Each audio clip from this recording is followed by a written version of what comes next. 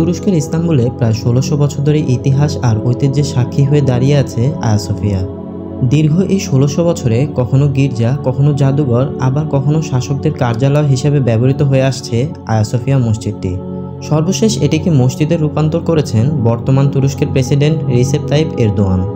জাতিসংঘের শিক্ষা, বিজ্ঞান ও সাংস্কৃতিক সংস্থা ইউনেস্কোর বিশ্বের ঐতিহ্যের তালিকাও স্থান করে নিয়েছে বিখ্যাত এই আয়া সোফিয়া মসজিদটি।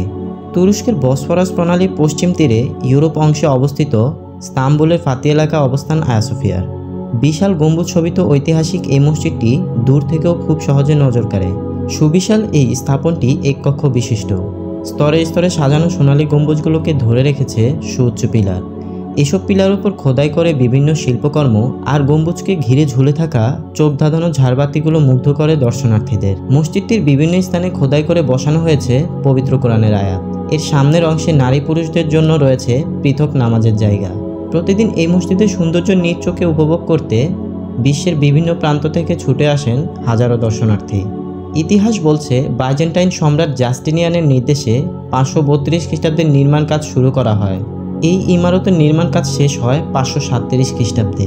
এরপর ৫৩৭ থেকে ১২০৪ খ্রিস্টাব্দ পর্যন্ত অর্থোডক্স গির্জা হিসেবে ব্যবহৃত হয়েছিল আয়া সোফিয়া।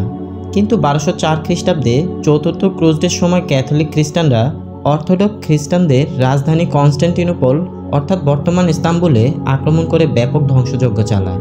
সে বছরে আয়া সোফিয়াকে অর্থোডক্স গির্জা থেকে ক্যাথলিক গির্জায় রূপান্তর করা হয়। এরপর ১২০৪ থেকে ১২৬১ সাল পর্যন্ত ক্যাথলিক গির্জা হিসেবে ব্যবহৃত হয়ে আসছিল আয়া সোফিয়া মসজিদটি। ১২৬১ সালে আয়া সোফিয়া ফের অর্থোডক্স খ্রিস্টানদের দখলে চলে আসে।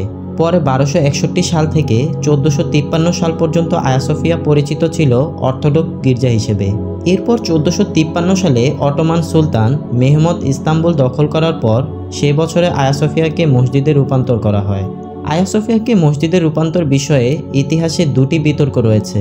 কারো মতে তৎকালীন যুদ্ধনীতি অনুযায়ী অটোমান সুলতান মেহমদ দখল করে নিয়েছিল আয়া সোফিয়া। আবার কারো মতে সুলতান মাহমুদ খ্রিস্টান পাদ্রীদের কাছ থেকে আয়া সোফিয়া কিনে নিয়েছিল।